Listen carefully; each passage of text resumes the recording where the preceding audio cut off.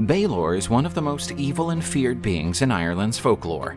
His origin is largely shrouded in mystery. There are different legends about how he came into the world, but all agree that his parents, Borainak and Dot, were not exactly an ordinary couple. According to some, Balor was conceived by chthonic forces, ancestral entities that roam the bowels of the earth, which would explain his monstrous nature. There are other versions pointing to the influence of marine beings, perhaps dark gods of the oceans, which relates to his dwelling on the Tory Island, battered by the Atlantic waves. But Balor's evil eye is what truly makes him terrifying. Can you imagine a power so overwhelming that a single glance can kill or destroy instantly? The eye was a lethal weapon, a reflection of the chaotic force that throbbed within him. Balor was not a lone monster. He was the king of the Fomorians, a demonic and chaotic race of beings who personified the worst of everything: war, disease, famine, winter. The Fomorians were the very opposite of the Tuatha De Danann, the gods who brought order and civilization to Ireland.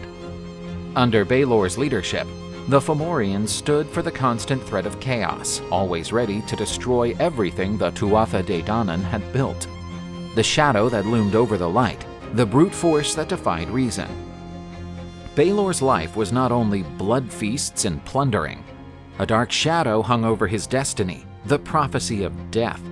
A cruel one which dictated that Balor would meet his end at the hands of his own grandson. The prophecy was like a poison that spread through Balor's soul, eating away at his peace and shaping his actions. He became fixated on defying fate. His dread turned into paranoia, choosing his daughter Ethnui, a young woman of unrivaled beauty, as the key to avoiding the prophecy. To keep her from giving birth to the grandson who would bring about his ruin, Balor imprisoned Ethnui in a crystal tower on the Tory Island, cut off from the world and the company of anyone. The tower represented Balor's oppressive control, his desperate attempt to manipulate the future. By imprisoning Ethnui, he believed he could freeze time and prevent the inevitable. When the Crystal Tower was built as a challenge to fate, it became the stage for destiny's own rebellion. The prophecy that Balor had feared so much found an unexpected way to be fulfilled. As Ethnui grieved in her lonely prison, a god of the Tuatha De Danann by the name of Cian found her. Entranced by her beauty, using magic, Cian succeeded in circumventing Balor's vigilance and joining Ethnui. Lugh was born from this secret union, a radiantly beautiful boy with extraordinary intelligence. He inherited the strength of the Tuatha De Danann, and unknowingly carried with him the fate of his grandfather Balor. Brought up in hiding, far from the Tory Island and Balor's wrath, Lugh grew up learning the arts of war, poetry, and magic. He grew up to be a master of all disciplines, a fully fledged hero, ready to challenge any obstacle. Eventually, the news of his birth reached Balor's ears.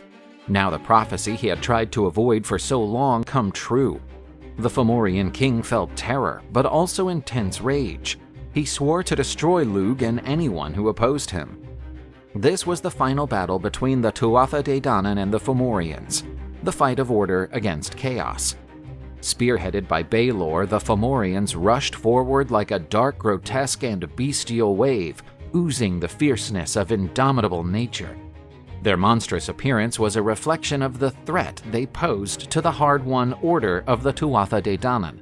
Meanwhile, across from them, the Tuatha De Danann were geared up to defend the civilization they had built. These were skilled warriors and powerful mages, but the looming shadow of fear hung over them, knowing how destructive the eye of Balor was. Death lurked in their gaze.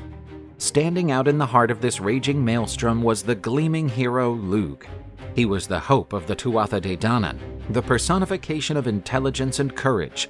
He knew that everyone's fate rested on his ability to stand up to Balor and overcome his evil eye. The battle unfolded in a swirl of steel, magic, and war cries. Heroes faced each other in deadly showdowns, while spells streaked across the sky like lightning.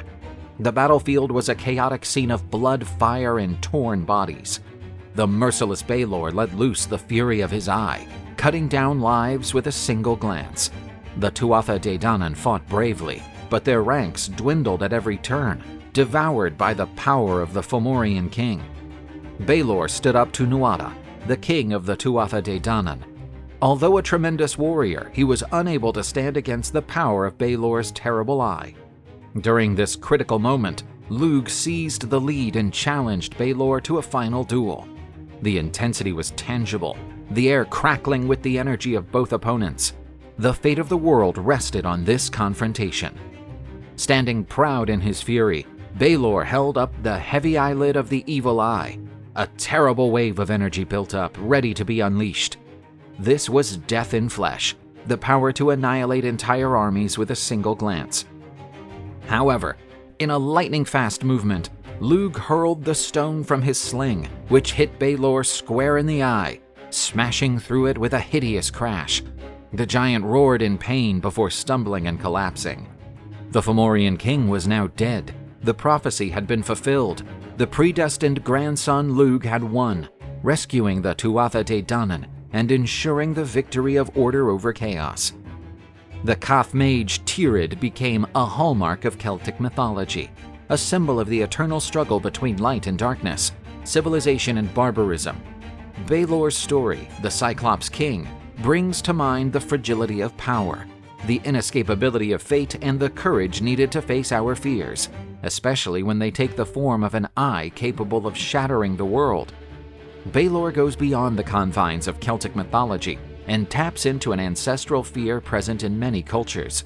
His deformed, monstrous figure, with destructive power concentrated in a single eye, establishes him as an evil archetype.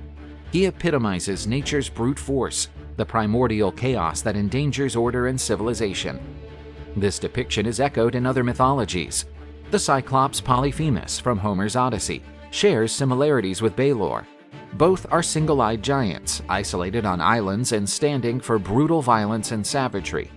Odysseus's cleverness in blinding Polyphemus is matched by Lugh's cleverness, as he uses his sling to defeat Balor's evil eye. But the evil eye figure goes beyond Greco-Roman and Celtic mythology. In many cultures, the belief in an eye capable of bringing harm, illness, or misfortune is persistent. Amulets and talismans are worn for protection, and rituals are performed to ward off the evil eye. Present in different times and places, this belief unveils a deep-rooted fear in the human psyche, the fear of envy, greed, and the destructive power that emanates from ill-intentioned glances. The evil eye is an invisible threat, a danger that lurks beneath the surface, poised to strike at any moment. With his eye capable of petrifying or killing, Balor brutally personifies this fear. He is the monster who watches us from the shadows, the malevolent force bent on destroying everything good that exists. His tale reminds us of life's fragility, the need to protect ourselves from the evil forces, and the importance of intelligence and courage to overcome the darkness. Despite its terrifying nature, Balor encourages us to reflect on our own fears, on the shadows that dwell in our souls, and on the strength that lies within us to face them.